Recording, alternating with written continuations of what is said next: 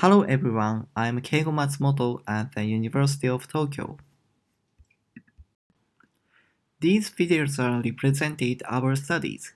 The video on the left shows the application of vertical gain when crouching in a VR system, and the video to the right shows the application of vertical gain when stretching in a drone-based telepresence system. Here is the outline of my presentation.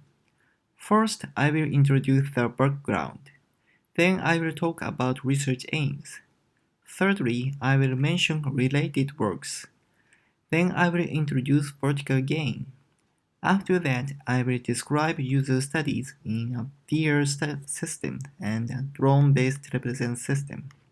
And lastly, I will conclude with take-home messages. Background.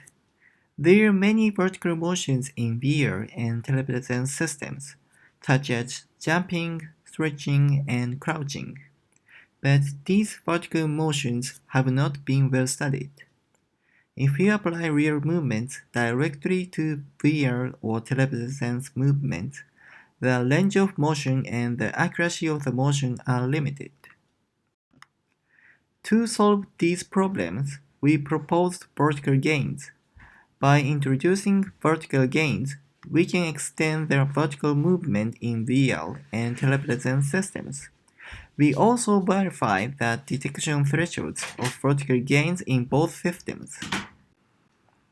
Let's talk about related works.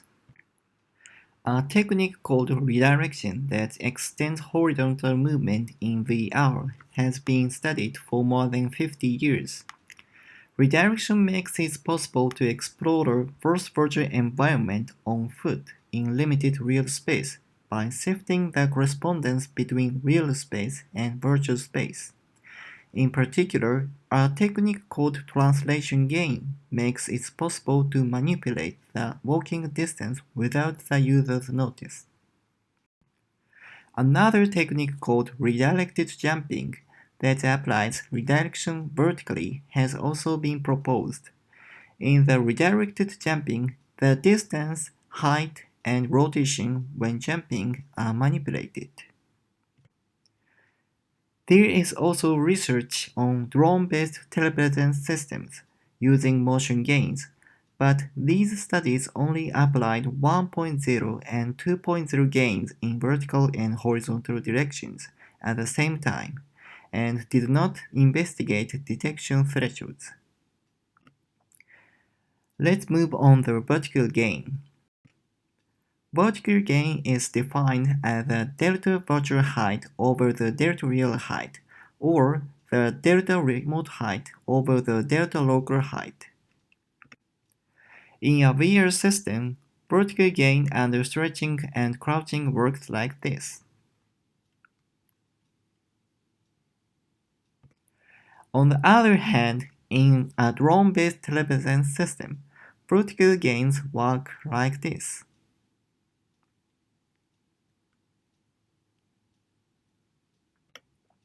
Next, I will talk about the first user study, vertical gains in a VR system.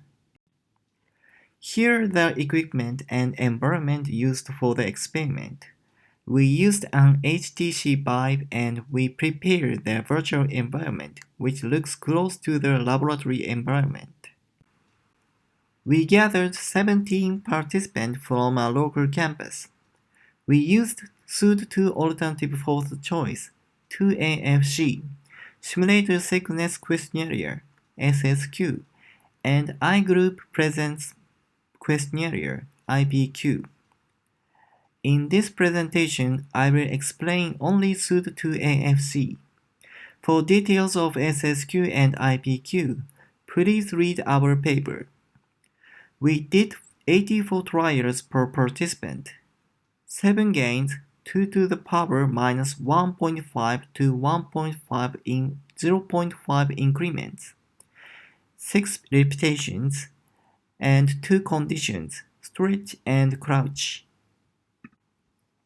Under stretch condition, we apply vertical gains while the user is standing on the toe from a natural standing position. On the other hand, under crouch condition, Vertical gain is applied when the user crouches down from eye height to 90% of eye height.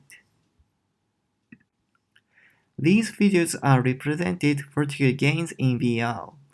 The video on the left shows the stretch condition and the video on the right hand shows the crouch condition. The pseudo-2AFC is displayed when the user stretches or crouches, and the user answers the questionnaire using their controllers. Before explaining the result, I will explain pseudo-2AFC briefly. In pseudo-2AFC, the user compares the actual movement with the virtual movement. Then the user has to answer whether the virtual movement was larger or smaller than the actual movement. These figures show the percentage of virtual movements reported as larger than actual movements. The horizontal axis shows each gain, and the error bar shows the standard error. We approximate this pooled result with the logistic psychometric function shown on the right. Finally, we define the point at which the proportion of responses is balanced as the point of subjective equality, PSE. The PSE indicates the point where the actual movement matches the virtual movement. We also define the point where the proportion of responses is 25% and 75% as detection thresholds, DT. In the field of redirected walking, users are unaware that the gain is being manipulated between 25% DT and 75% DT. So these figures show the result of pseudo-2AFC under stretch and crouch conditions. Here is a summary of the results.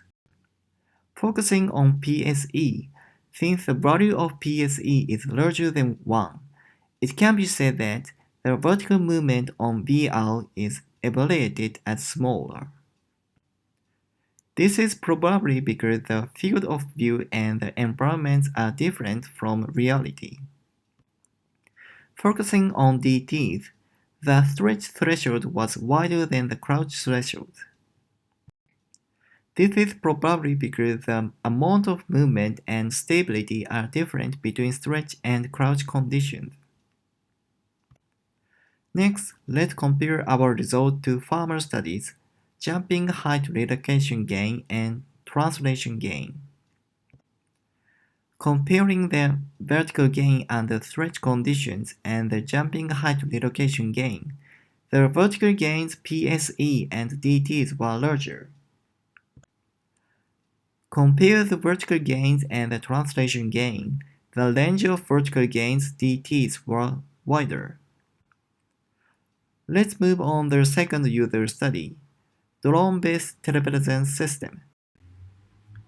Here are the equipment used for the second experiment. We used a tele drone with wide lens, which has 100-degree FOV. These videos are represented vertical gains in drone-based telepresence system. The video on the left shows the stretch condition, and the video on the right hand shows the crouch condition. We gathered 12 participants from a local campus.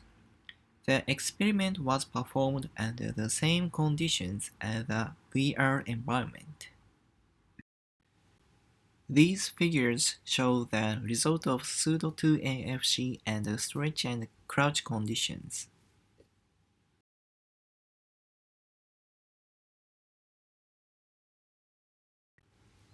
The value shown in red is a reference value because it exceeded the gain range used in this experiment. Focusing on PSE, since the value of PSE is larger than 1, the vertical movement on Telepresence system was evaluated smaller as well as virtual condition. Focusing on DTs, the stretch threshold was wider than the crouch threshold. as well as the virtual conditions. Next, let's compare the result of the Telepresence system to the result of the VR system. Comparing the vertical gains under the Telepresence and VR system, the PSEs and DTs of the Telepresence system were larger than those VR system. This is probably because the latency of the drone. The delay may have caused the users to move more than the drone. Focusing on the DTs, the range of DTs under the Telepresence system were wider than those VR system. This is probably due to the narrower FOV. Conclusion.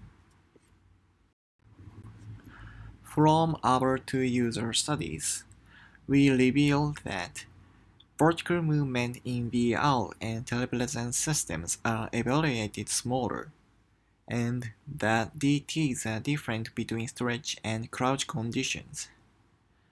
And also, the range of DTs of vertical gains are larger than those translation gain. In the future, we hope to solve the problems of drone latency and FOV for more accurate evaluation. And we also want to evaluate applications that apply vertical gains. Here's the take-home messages.